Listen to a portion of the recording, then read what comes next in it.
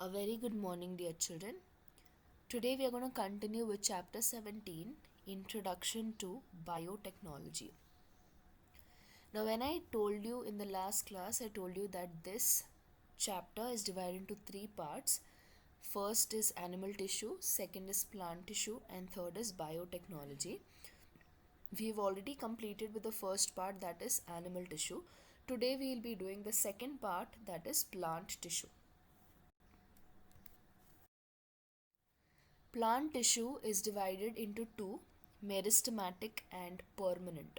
Now, before you understand how it is further divided, it is important that you understand the difference between meristematic and permanent. Meristematic are the made up of cells which have thin cell wall, thick cytoplasm, nucleus.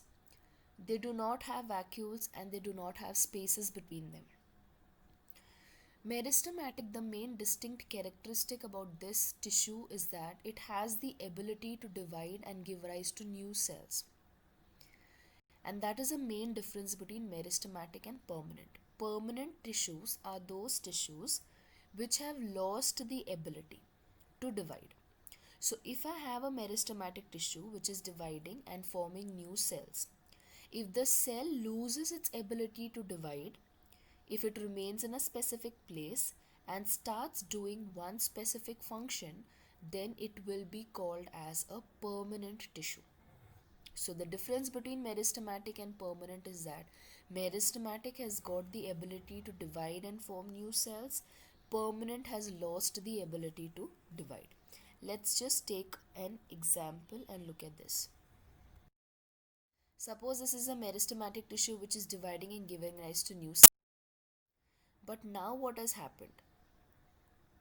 It is not dividing further. Okay, so it has lost its ability to divide. It is stopped dividing. It is going to be in that specific place and perform a specific function.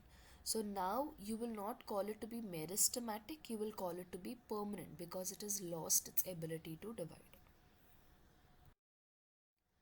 So we are going to start by learning how meristematic tissue is further divided.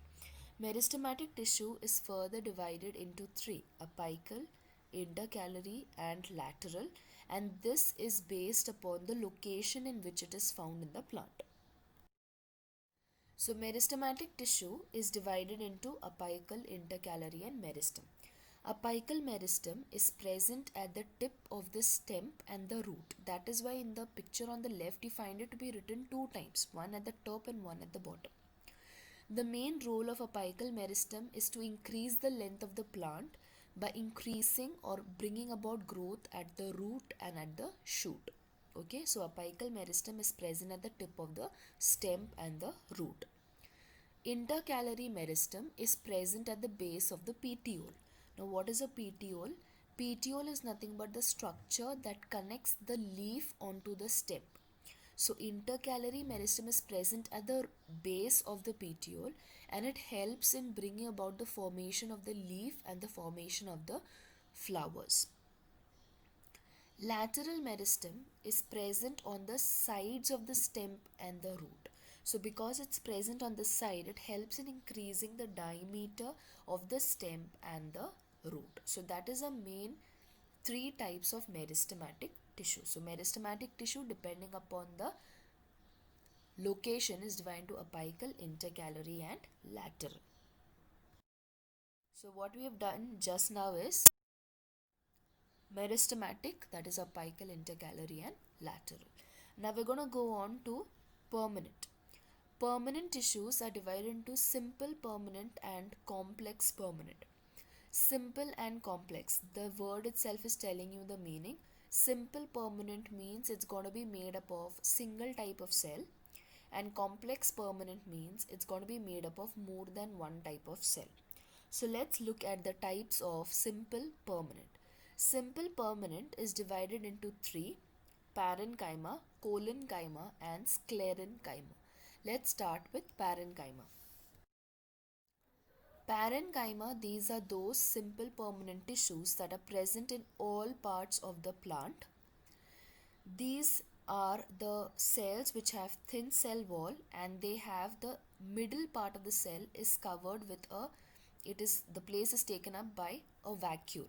Now because you see such a huge vacuole present in the cell, it goes to say that the main function of parenchyma will be storage of food and also giving support to the plant. These are living cells, okay, and they have spaces in them. The If in case parenchyma is present in the leaf part, it will be called as chlorenchyma, mainly because leaf is a part of the plant that helps in the process of photosynthesis and shows the presence of chlorophyll. That is why it's called as chlorenchyma. And if it is present in aquatic plants where there are spaces in the tissue which helps the plant to float in water, then it will be called as aerenchyma. So chlorenchyma and aerenchyma are the subtypes of the tissue parenchyma. Okay. Going to the second type of it, that is collenchyma. Now if you see in the picture, it is shown wall thickenings. The first word that you see in the picture is wall thickenings. This is the tissue which has thick cell wall because it is made up of cellulose and pectin. This again is present at the base of the leaf petiole. That same what you saw in the intercalary meristem, same thing we are learning here. It is present at the base of the leaf petiole. The main role of collenchyma is to give support and flexibility to various parts of the plant. The third type is sclerenchyma. Sclerenchyma mainly is made up of dead cells which have ends that meet. Now if you see on the right hand side, the end is meeting each other, and that is why you call it to be tapering ends. And here it is written lignified thick wall. Lignified wall means it's a cell wall that contains lignin in it. Because these are dead cells, mainly dead cells, the main role is to give strength and hard or rigidity to the parts of the plant. And they are normally, this is the tissue which forms the hard coat of the seeds, or you can say the outer covering of the coconut is mainly made up of this sclerenchyma tissue. Okay. So we have learned about simple permanent right now that involved parenchyma, collenchyma and sclerenchyma. Now going on to complex permanent. Complex permanent is divided into xylem and phloem. Xylem, the main difference between xylem and phloem is that xylem is made up of dead cells and phloem is made up of living cells.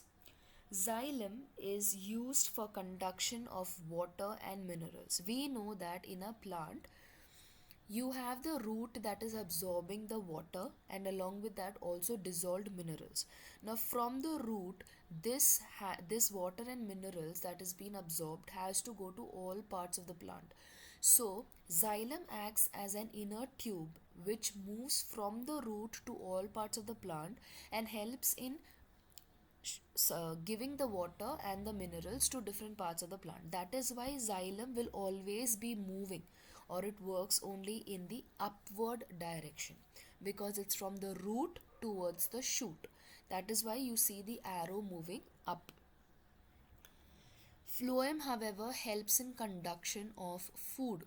Now we know that in the plant you have the leaves performing photosynthesis and making the food.